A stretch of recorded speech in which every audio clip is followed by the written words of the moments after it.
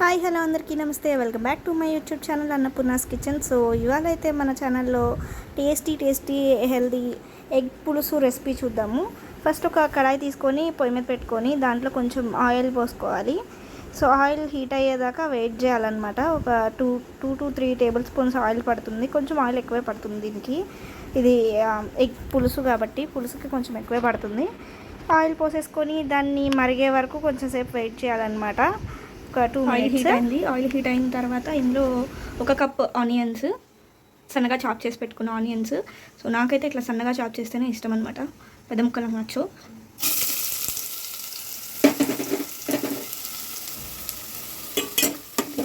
Fry చేస్తడం లేదు నేను, ఎందుకంటే మా డాడీకి టొమాటోస్ వేస్తే నచ్చదు అసలు. ఆయనకి టొమాటో అంటేనే పడదు. సో ఆయన కనిపించకుండా ఉండాలని అంత చిన్నగా కట్ చేసుకున్నాను అనమాట, మ్యాష్ అయిపోతాయని. టొమాటోస్ మొత్తం మ్యాష్ అయిపోవాలి, మగ్గిపోవాలి. ఒక 2 మినిట్స్ దీన్ని రెస్ట్ చేద్దాము. సో ఇట్లా కొంచెం స్మాష్ చేసుకోవాలి మగ్గిన తర్వాత.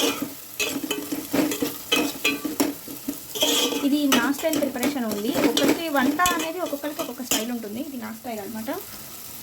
ఇప్పుడు ఇందులోకి 1 టేబుల్ స్పూన్ అల్లం వెల్లుల్లి పేస్ట్ వేసుకోవాలి.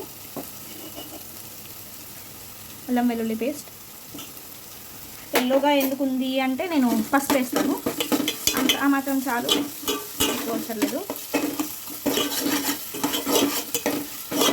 ఇది కొంచెం పచ్చివాసన పోయే వరకు మగ్గనివ్వాలి.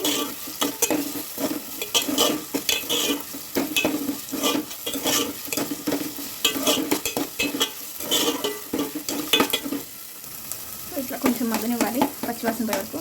స్మెల్ అయితే అప్పుడే దంచుకొడుతుంది. సో ఇది ఇలా కొంచెం మగ్గిపోయి ఆయిల్ పైకి వచ్చిన తర్వాత, పచ్చివాసనంగా పోయిన తర్వాత బాయిల్డ్ ఎగ్స్ అనమాట.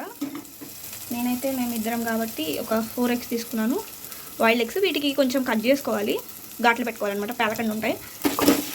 అండ్ ఎస్, కొంతమంది వీటిని ఫ్రై చేస్తారు ఎగ్స్ని, బట్ నాకెందుకో ఫ్రై చేస్తే నచ్చదు. ఆ పైన ఒక లేయర్ లాగా వస్తుంది కదా, ఆ లేయర్ లాగా వస్తే నాకు నచ్చదు అనమాట. అందుకని నేను ఇలాగే వేస్తాను. ఇది కొంచెం మగ్గాలి, దీంట్లో మసాలా దానికి పట్టాలి, కొంచెం మగ్గనిద్దాం. సో ఇప్పుడైతే ఇందులో మనం రుచికి సరిపడా సాల్ట్ అండ్ 1 చిటికెడు పసుపు వేసుకోవాలి. వేసుకొని దీన్ని బాగా మిక్స్ చేసుకోవాలి.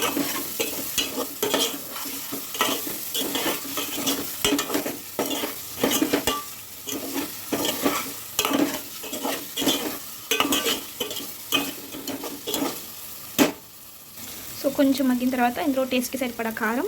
నేనైతే సాంబార్ కారం వాడతాము ఇంట్లో, మసాలా కారం అంటారు కదా, అది అనమాట, పచ్చికారం కాదు. సో నా తుత్తరకి 1 ఎగ్ విడిపోయింది. దీన్ని కొంచెం స్లోగా కలుపుకోండి, నాలాగా హడావిడిగా కలుపుకోండి. నేను మిక్స్ చేసి మళ్ళీ షూట్ చేస్తాను. సో ఇప్పుడైతే మనం ఇందులో ముందుగా తీసి పెట్టుకున్న చింతపండు పులుసు అనమాట, నానబెట్టి తీసి పెట్టుకున్న చింతపండు పులుసు వేసేద్దాం.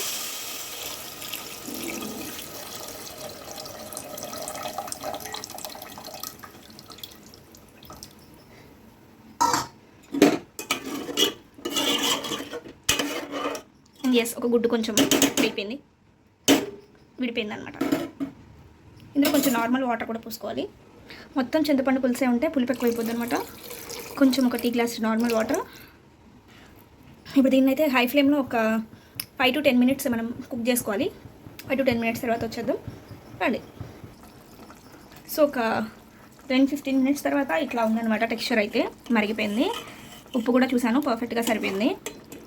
అండ్ ఇప్పుడు దీంట్లో కొంచెం చికెన్ మసాలా పౌడరు. ఎందుకు కోడిగుడ్లలో చికెన్ మసాలా పౌడర్ ఏంటి అని మీకు ఎవరికైనా అనిపిస్తే కనుక, ఇది మా డాడీ కోసం. ఆయనకి ఏ కూర వండినా ఏం చేసినా అందులో మసాలా ఫ్లేవర్స్ ఖచ్చితంగా ఉండాలి. నార్మల్గా ఉంటే డాడీ తినరు, మసాలా ఫ్లేవర్స్ తగిలితేనే కొంచెం ఒక ముద్ద ఎక్కువ తింటారనమాట. సో దట్ డాడీ కోసం అని చెప్పి నేను కొంచెం లిటిల్ బిట్ అంతే చికెన్ మసాలా పౌడర్ వేసాను. ఇదైతే ఇప్పుడు సూపర్ గుడ్గా అయిపోయింది. ఉంటే కొత్తిమీర వేసుకోవచ్చు, నా దగ్గర కొంచెం అవైలబుల్గా లేదు. ఈ స్టేజ్లోనే కొత్తిమీర వేసేసుకోవచ్చు. అండ్ ఆయిల్ కూడా చూసారు కదా, ఆయిల్ కూడా పైకి వచ్చేసింది. సో ఇంకా దీన్ని ఆఫ్ చేసేసుకొని, స్టవ్ ఆఫ్ చేసేసుకొని సర్వ్ చేసుకోవడం. Thank you so much for watching. Please do like, share, comment and subscribe to the channel. నేను మీ లావణ్య.